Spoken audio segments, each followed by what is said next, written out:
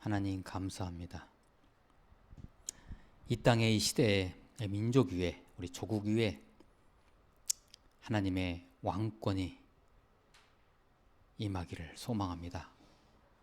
바실레이야 임하시옵소서. 파루시야 어서 오시옵소서. 마라나타. 주님, 이 절박한 시대에 말씀의 단위에 부족한 종이 섰습니다.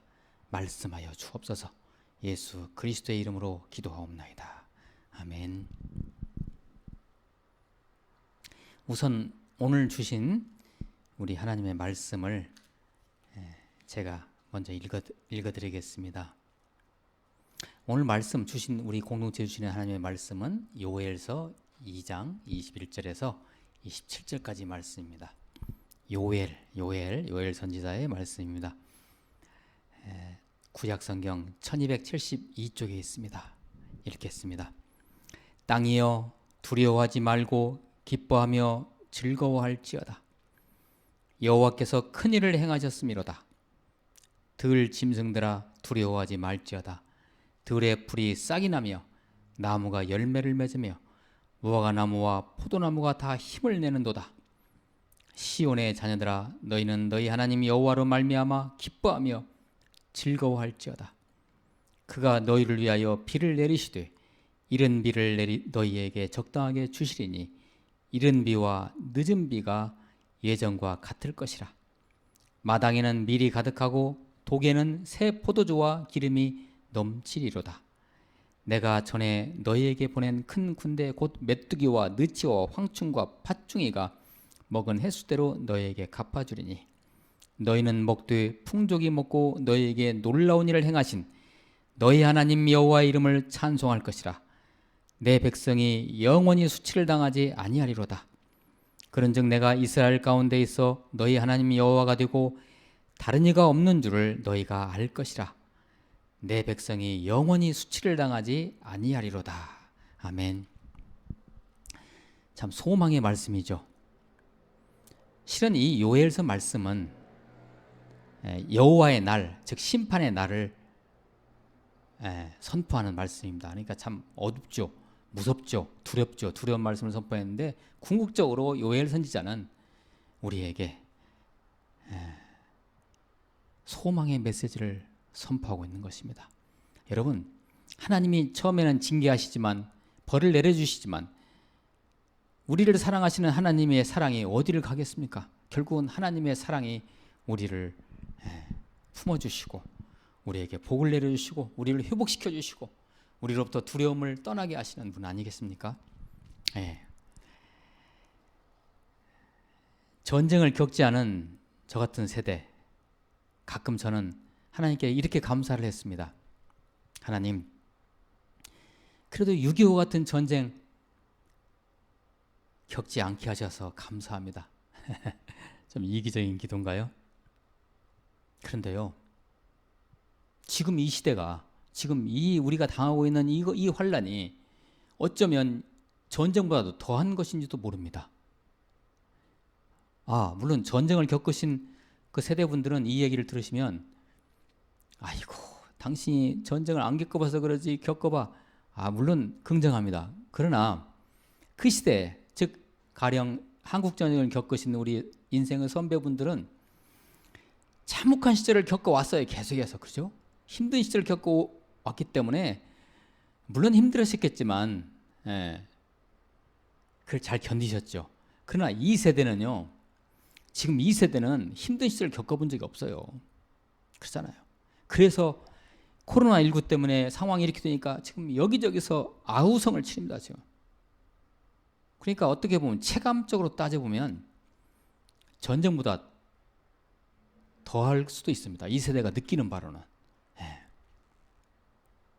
확진 판정을 받은 8천여 명의 그분들, 그리고 그 가족들 얼마나 마음 졸이겠습니까? 얼마나 고통스럽겠습니까? 그리고 지금도 쉬지 못하는 그 의료진들, 그리고 그 공무원들이요. 무슨 죄가 있습니까? 청와대부터 시작해서 저 말단 공무원에 이르기까지 정말 이 정부가, 이 시대가, 이 세대가 아주 가혹한 터널을 지금 지나가고 있는 것 같습니다. 글쎄요, 이 전 세계적인 팬데믹의 이 상황은 하나님의 심판이실까요? 어떻게 생각하세요? 일종의 하나님의 나타나심이죠. 하나님의 사인이라고 할까요? 너희들은 피조물들이고 나는 창조주 하나님이다라는 것을 끊임없이 이러한 질병을 통해서도 하나님은 우리에게 보여주고 계십니다. 한 가지를 더 생각해 봅니다. 역사적으로 성경적으로 보면 하나님의 이러한 심판성 사인, 즉 보여주심은, 당신의 드러내심, 보여주심은 하나님을 믿지 않는 자들에게 주시는 것이 아닙니다. 1차적으로 누구에게 주시냐? 믿는 우리들에게, 교회에게 하나님께서 주시는 것입니다. 어떻게 보면 믿는 자들에게 주시는 징계성 사인입니다. 이 시대 교회가, 이 시대 그리스도인들이 이것을 귀담아 들으시기를 예수 그리스도 이름으로 촉구합니다. 정말 이러한 준엄한 상황에서 이 메시지가 무엇인가?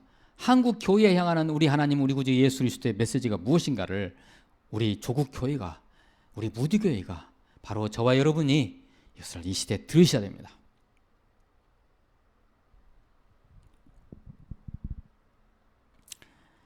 너희들이 믿는 자들이냐? 너희들이 교회냐?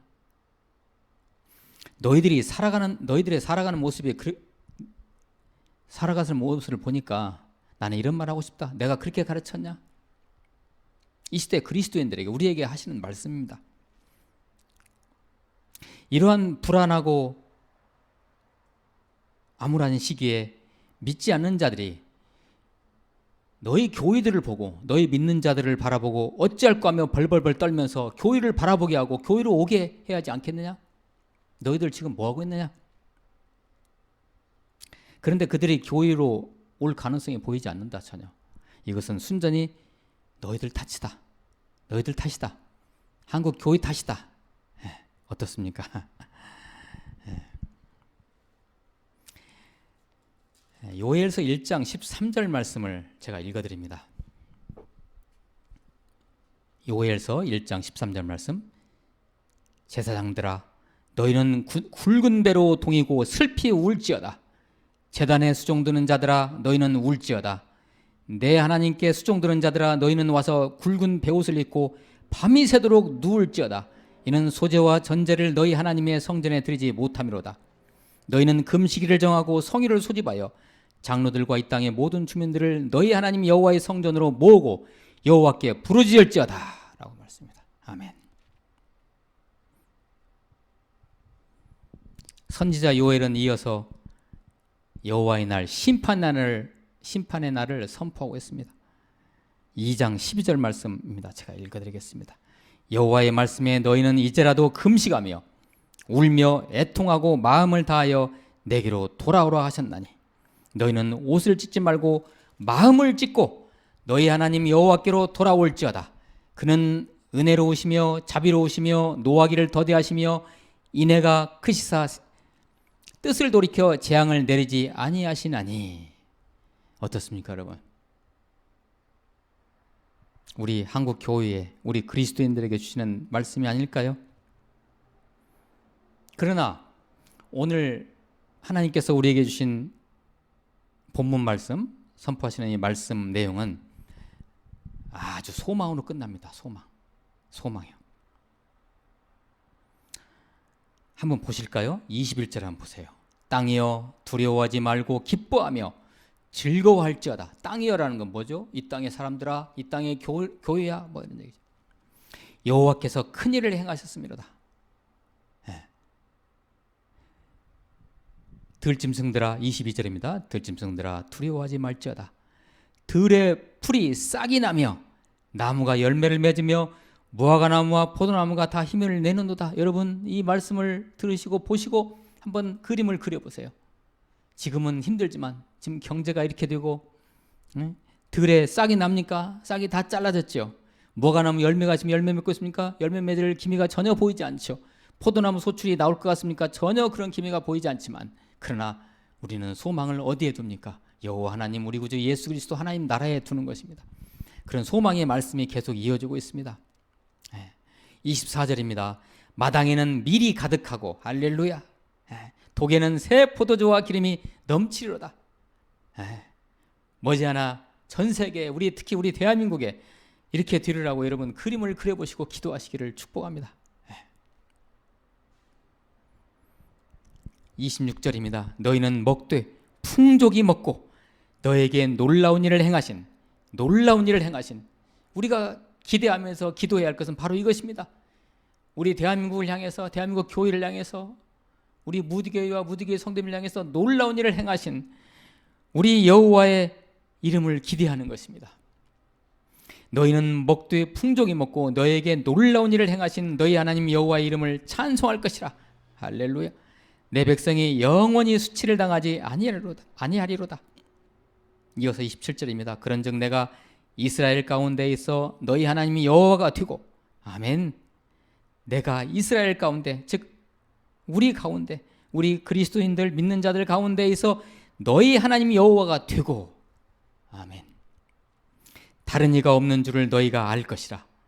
내 백성이 영원히 수치를 당하지 아니하리로다. 이런 기도를 하면 어떨까요? 하나님, 적어도 우리 그리스도인들은 이런 자부심과 이런 자존감을 가지고 영적 자존감을 가지고 기도해야 할 것 같다고 생각해요. 뭐냐면은 하나님, 저희 믿는 자들, 저희 대한민국의 이 시대에 믿는 자들을 보아서라도 이 땅의 이 환난을 다 가져가시옵소서라고 기도할 수 있는 그러한 영적 자존감이 있어야 되지 않을까요? 우리를 봐서라도 하나님 이 땅에 저 환난을 다 가져가시옵소서라고 말입니다. 끝으로 몇 가지 점검해야 할 것들을 제가 한번 말씀을 드리고 싶습니다. 첫째,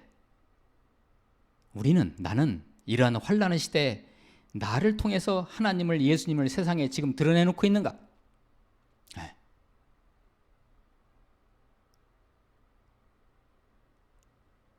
같은 맥락의 이야기지만 두 번째, 나는 이 시대에 하나님 사랑, 이웃 사랑을 실천하고 있는가?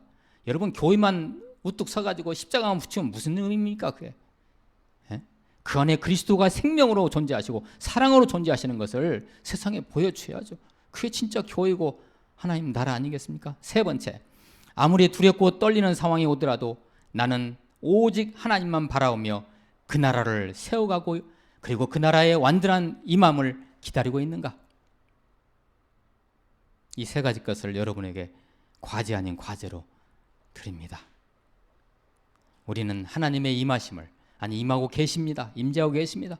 완전히 임하고 계시고 이 땅에 하나님 나라를 완성하실 우리 구주 예수 그리스도 우리 하나님을 우리는 기대합니다. 바실레이아 하나님의 왕국이죠. 파루시아 하나님의 그 왕국의 임함이시죠. 그리고 그 완전히 하나님의 임하심을 기다리는 의미에서 어서 오시옵소서 마라나타 기도하시겠습니다. 내가 너희들에게 영원히 수치를 당하지 아니하게 할 것이다 라는 하나님의 말씀을 붙들고 하나님 저희들은 기도합니다. 하나님 이 어렵고 어두운 터널을 지나가는 이 시기에 우리 그리스도인들이 기도하면서 진정한 하나님 나라의 의미를 되찾고 하나님의 주시는 우리의 생명의 정체성을 되찾는 한국 교회, 우리 무디교회 성도님 될 수 있도록 주님 인도하여 주옵소서. 우리에게 영원히 수치를 당하지 아니하게 하시는 우리 구주 예수 그리스도 우리 하나님을 찬양하옵고 예수 그리스도의 이름으로 기도하옵나이다. 아멘.